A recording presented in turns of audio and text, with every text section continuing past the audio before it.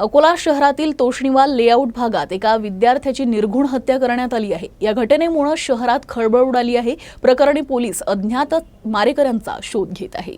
Toshniwal layout परिसरात अनेक शिकवणी वर्ग असून शेकडो विद्यार्थी या ठिकाणी शिक्षण घेण्यासाठी येतात, तसेच भाड्यानं खोली करून राहतात।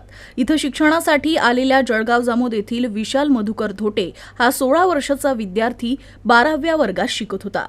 त्याची चाकूने वार करून निर्घृण हत्या करण्यात आली। या घटनेची माहिती तात्काळ पोलिसांना देण्यात आली। पोलिसांनी घटनास्थळी दाखल होत पंचनामा करत मृतदेह सर्वोपचार रुग्णालयात शवविच्छेदनासाठी पाठवला आहे।